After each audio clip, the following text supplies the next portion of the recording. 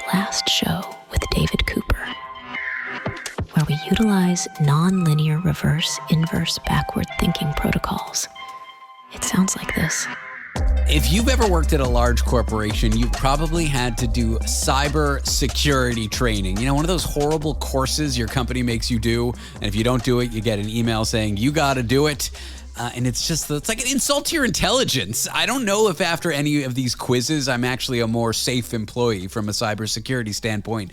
And it turns out that view is correct based on a new study. It is time for technology time. Carmi Levy is here to talk tech stories of the day. Carmi, welcome to the show. Great to be with you, David. Thanks for having me. It's time to complete your annual Last Show cybersecurity training before we can tape this interview. You may want to think twice about that because, I don't know, the research is not very promising here. This comes to us from the University of California at San Diego Health, and they examined 20,000 employees, and they wanted to compare how well do the employees who got cybersecurity training do versus employees who didn't get cybersecurity training. You figure if you got training, you'd be a little bit more likely to resist the lure of a phishing message. That if you were better trained, you'd know, oh, that's a phishing message, so I'm not going to click on the link.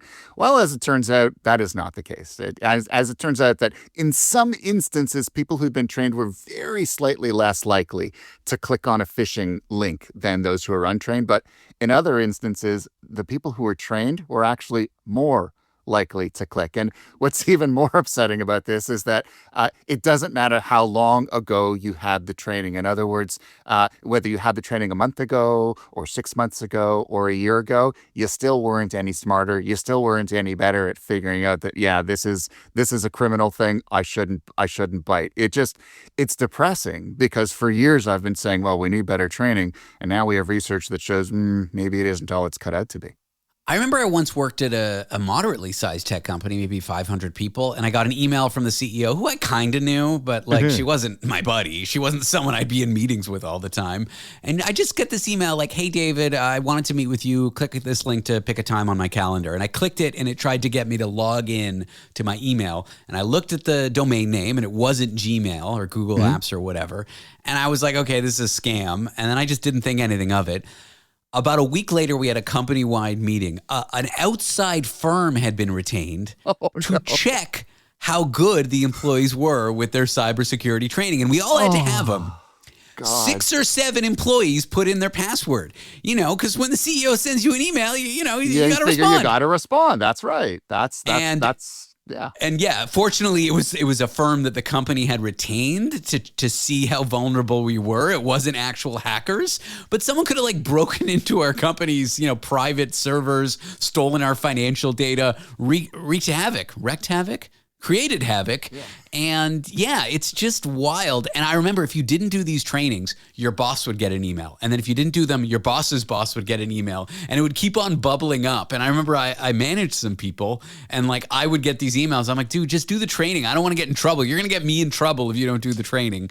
But they were all so stupid. And you could always fast forward through the videos. And no one ever paid attention. I would just sit at my desk and let the video play while I was having a snack. Maybe it's the trainings themselves, or maybe it's the people exactly. that retain these things.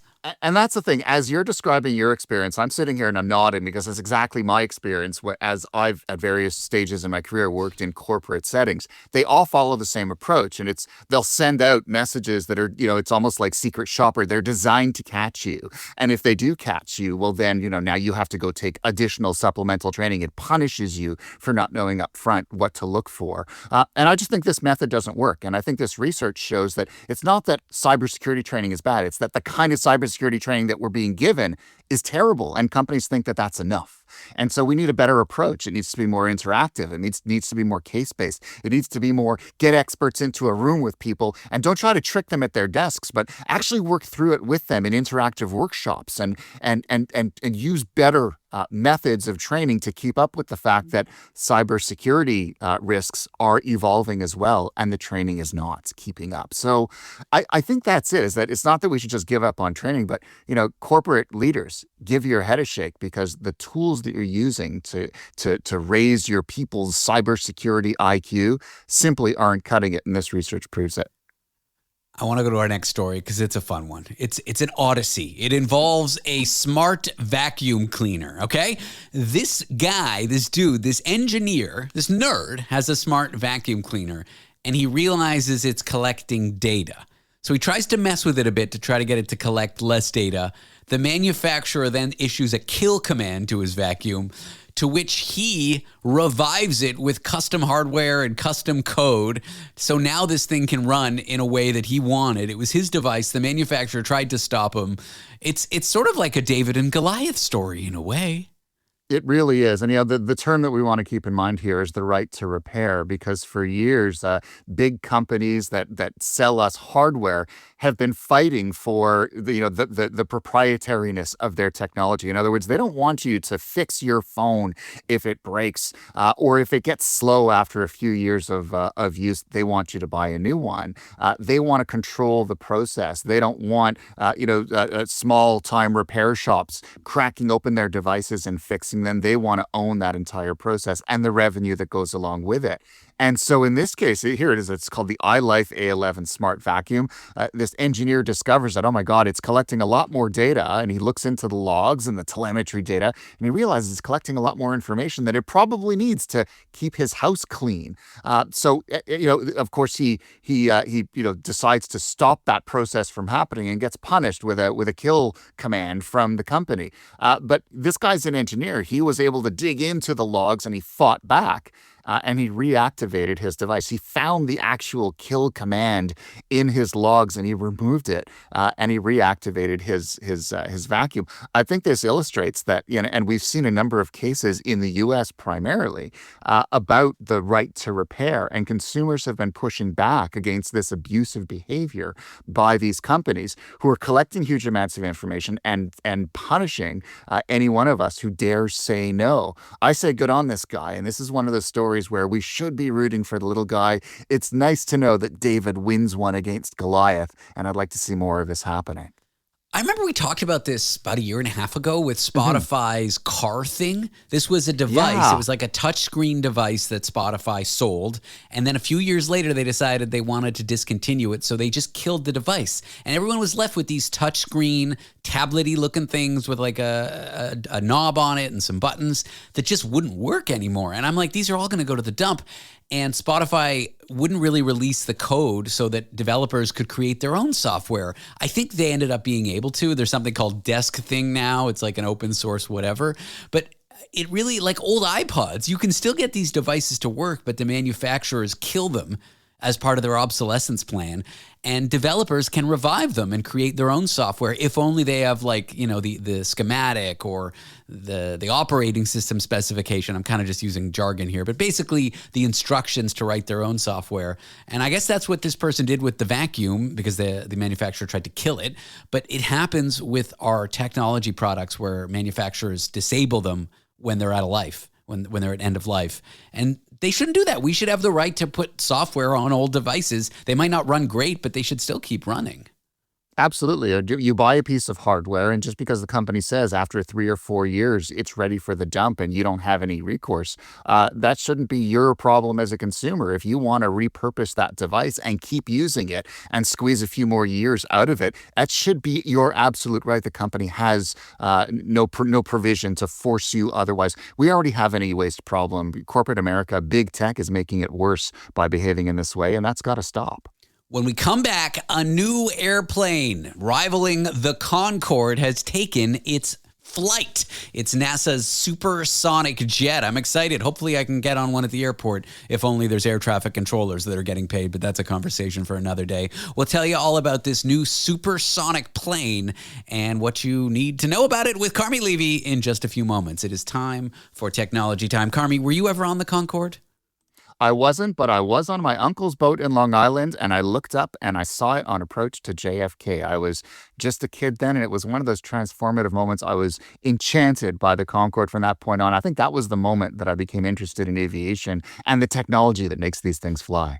It is time for Technology Time. Carmi Levy, technology expert, is here to talk about supersonic jets. When the Concorde crashed, what was it, in the early 2000s? Yeah, 2001 in Paris, yeah. That was the end of an era. Like, we had flights that could take us from like the East Coast of the U.S.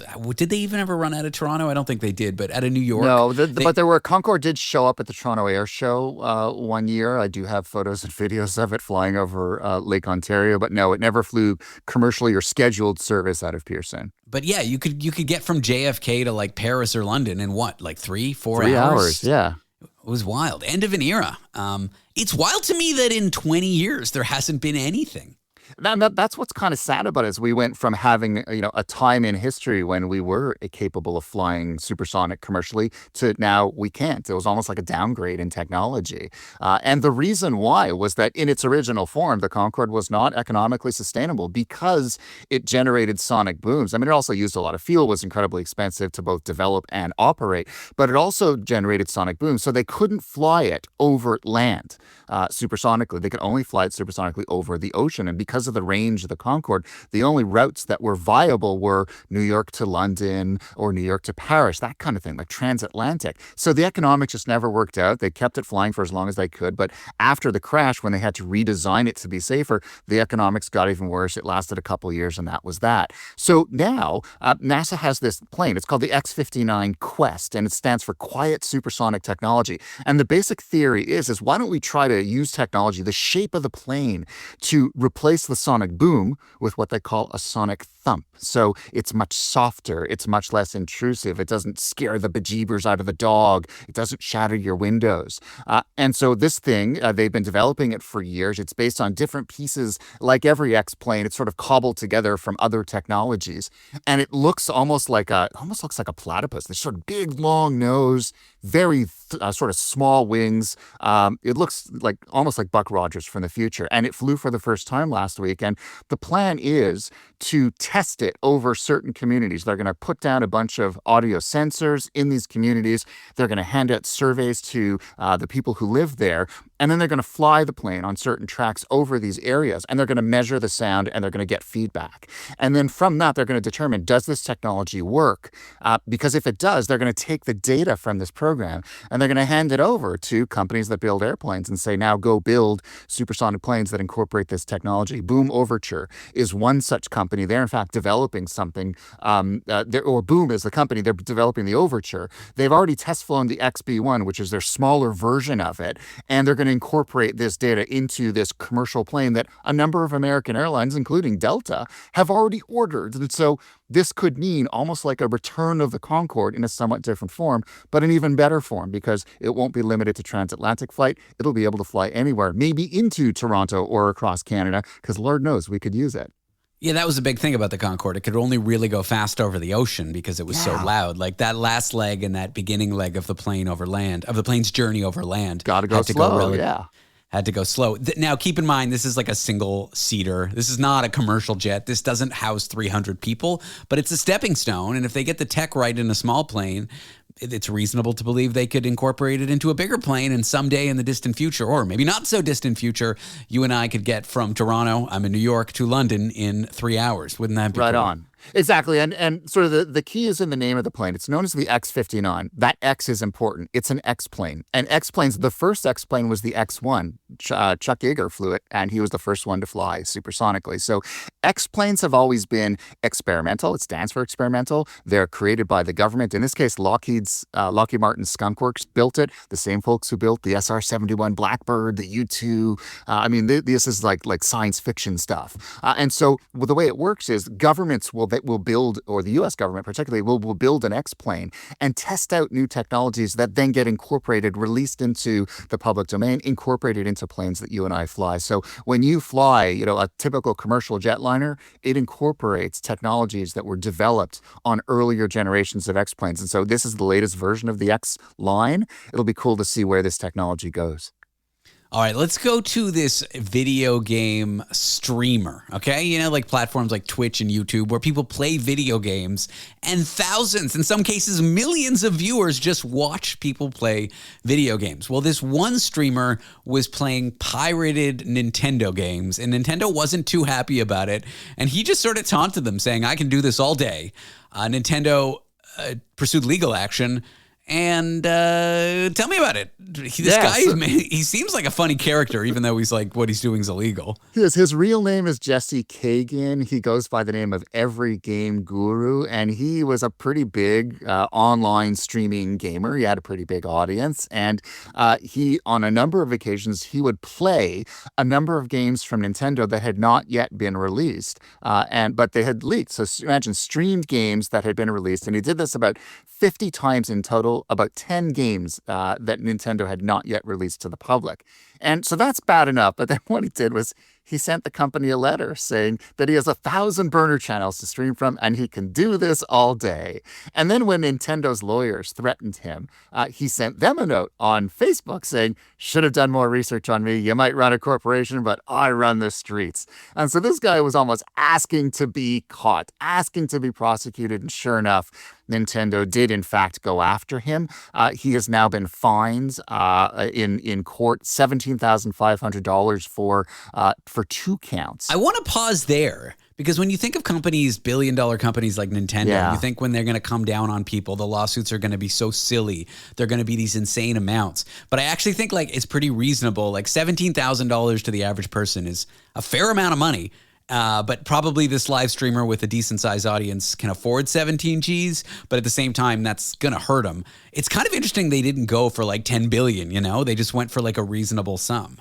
Yeah, this guy dodged an absolute bullet because the penalty numbers were potentially much larger. Nintendo decided to not go for the maximum damages. I think they wanted to send a message to him and send a message to the rest of the world without necessarily ruining this guy's life. But I suspect because the numbers were so small that some other online streaming, gamers will see that as well. It's basically a little more than a slap on the wrist. And given the size of the audience of some of these online gamers, they can in fact make more money from revenues based on that audience and especially, oh my God, it's a new game. It's unreleased. Everybody wants to see it. Everybody would watch that. I don't know how much money you make per stream. I don't think these streamers, maybe a fraction of them are making a lot, but I think $1,000 a month is like almost unattainable for most streamers. I don't think they're rich. Yeah, well, yeah, maybe he has an OnlyFans account. Who knows? Maybe and for the record, I did not go looking for it, but it'll be interesting to see if because now we're seeing more piracy, not just as the gaming industry switches toward streaming, we're seeing more piracy of streamed games, which we thought up until now had been resistant to that. So it'll be interesting to see if this serves as a deterrent or if it encourages other gamers to try their hands at, maybe playing leaked games as well and drawing a big audience. I'll be watching this one closely. I won't be stealing streamed games myself, I promise.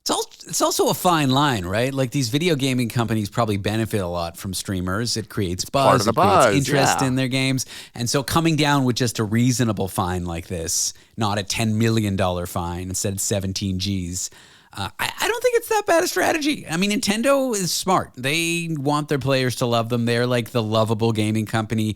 They were never one to have the best graphics. They were never one to have the most complicated games, but their titles are just a lot of fun, and they really emphasize that. And this attitude they took in this lawsuit, I think, speaks to that in some way. Like they're basically trying to get the streaming community not to hate them, but at the same time, making sure that certain stuff doesn't get pirated and leaked. That's right. Everyone loves Mario, and let's face it, I agree. Nintendo is the company that everyone loves to love, and they're the underdog in the gaming industry.